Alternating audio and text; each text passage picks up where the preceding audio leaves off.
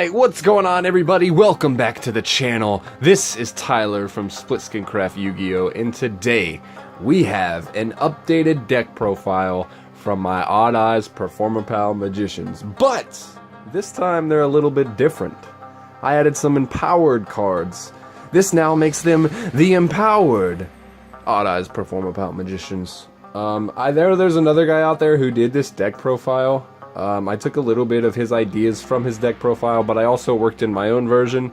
Also taking suggestions from you guys in the comments down below to create this deck that we have before us now. It's still not complete, and by no means is it up to any kind of like tournament standard or anything. But I'm gonna go ahead and show you guys what I'm rocking.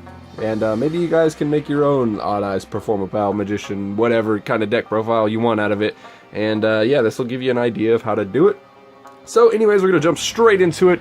For our Empowered engine, we're running 2 Dragodes, the Empowered Warrior, and 1 Aether. The reason we're not running the other Empowered Warrior that most people would run in this deck is simply because I couldn't find enough space or enough cards to take out to give reason for having that other card.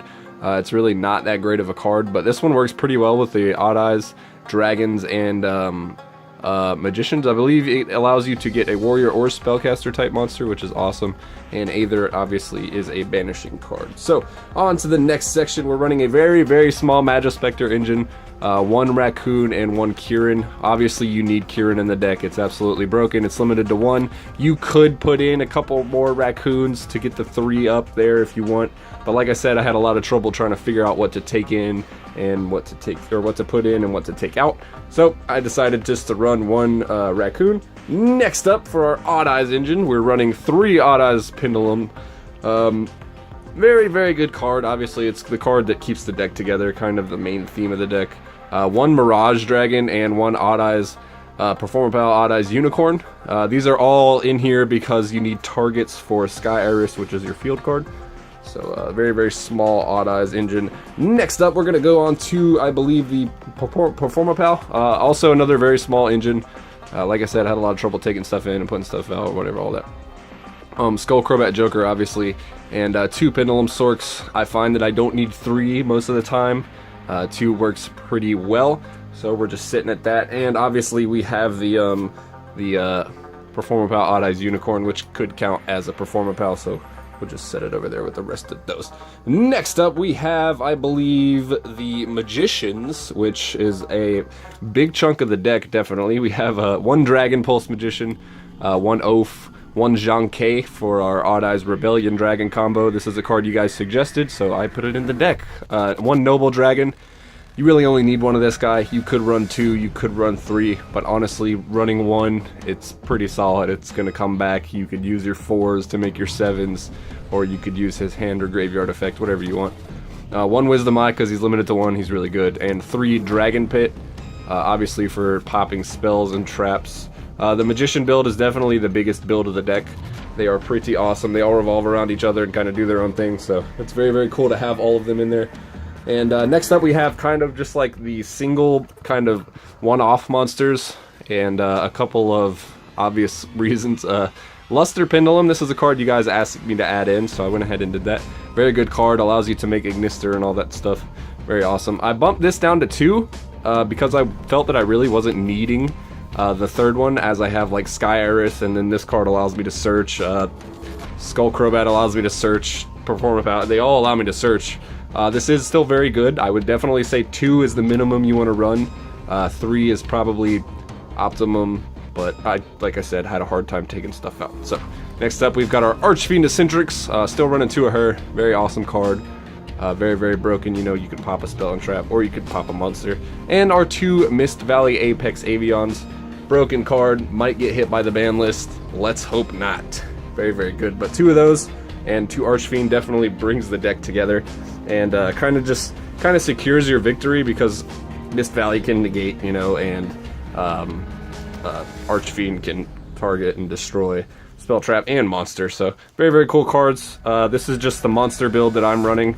You could change up whatever you want, obviously, but that's currently what I'm using. Next, we're going to jump into the spell cards, or the magic cards if you want to go old school. 2 terraforming, obviously to get our field cards to our hand from our deck. 1 empowerment. This is a new field card I'm testing, just to run it with the empowered warriors. Gives dragons, warriors, and spellcasters 300 attack and defense, and it does some other things there for empowered warriors. Kind of cool, and you could use it to get either, but whatever. Just kind of a test. 2 Sky Iris. Most people run this at 3, but I bumped it down to 2. As I said, I've got other kind of search targets, and I wanted to try out empowerment. So those are the field cards. We're running 1 Pendulum Call because it's limited to 1. It's a very awesome card. Twin Twisters, for obvious reasons. You could replace this with 2 Mystical Space Typhoons if you really wanted to. Sometimes I find that 2 Mystical Space Typhoons is better, but this is really good for Noble Dragon because you can just discard Noble Dragon and use its effect from the graveyard to synchro. So next up we got Odd-Eyes Fusion. Probably bumping this up to 2 as I'm getting Starving Venom Fusion Dragon sometime, hopefully. It was supposed to come Monday, but it hasn't arrived, so I'm going to request a refund. It didn't have tracking, so that happens. And Raigeki, obviously. Chose Raigeki over Dark Hole because it destroys your opponent's monsters and not yours. And for the traps, we're only running 3 traps now. I had it at 4 for the longest time, but I decided to bump it down to 3 as I was adding in Empowered and stuff. We got Torrential, Warning, and Strike. Just some pretty solid staples. You really don't need a whole lot of spell and trap, or a whole lot of trap, rather, because if they're big trap cards and you're running very few of them, you will still pull off those crazy plays. Although your opponent will kind of predict what you have face down, so you do have to kind of be careful in a way. But moving on to the extra deck, we still have Perform Mage, Trapeze Magician. Very good card. I would say run this in the deck 24/7 always. Very, very broken. We have Magister Paladin, the Ascending Draco Slayer. This is a card that I was told to add in by you guys down in the comments below, and I have found that it is very good. The only downside to it is it does have a very low attack, but you could use it with Yugioh Magician to overlay him as a level monster and stuff like that. But he allows you to get a Pendulum monster from your deck to your hand. Very, very good. Thanks for the suggestion, everybody. Castell, because it's Castell. Utopia Beyond. Someone mentioned in the comments that this was a good card, and I believe I pulled it from my new Challengers opening. So I went ahead and added it in. Very good card. I barely ever use it, but it is a game stopper. You can definitely use it whenever you want. Norito.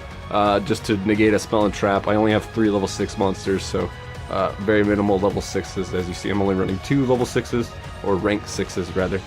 Red Eyes Flare Metal because I needed another 7 to replace the guy that's actually behind this. I was using a card that's not allowed to be used in duels. I just kind of played it as a casual for friends. Legendary Magician of Dark, the Prismatic. As you can see down there, this card cannot be used in a duel. It is not allowed in tournament play, but if you have friends that agree to it, it is totally legal. Big Eye because you want to take control of opponent's monster. Obvious reasons to stop stuff. 2 Absolute. Still running 2 Absolute.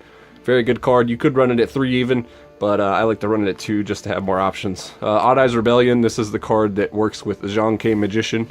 Very, very hard to pull off the combo, but in the event that you do, it is amazing. 9,000 damage. You can attack 3 times. We still have Clearwing Synchro Dragon in here as this one of the 7 synchros. Odd-Eyes Meteor Burst. Very, very good cards just to kind of mess around with the opponent. This one, Odd-Eyes Meteor Burst, stops your opponent from using trap effects during the battle phase, and Clearwing can negate level 5 or higher effect monsters and stuff like that. This guy, Ignister Prominence, I can finally use him because of the Draco Slayer that I added in thanks to you guys. So I am using him a lot more now. He's very, very good. You guys were correct. I'm sorry for ever doubting you. Nirvana, barely ever use him. Pretty much can't ever use him. But I should start making him a little more often. He's very, very difficult to get out, but he is very good. He's a 3300. He halves your opponent's life points. Very broken. And 1 Odd-Eyes Vortex Dragon because the negate spell trap or effect is awesome. So, if you guys enjoyed the video and you like this deck profile, you want to make your own, let me know down in the comments below. Drop a like on the video if you enjoyed. And this is Split Skin Craft Yu-Gi-Oh! Tyler here, signing out. Peace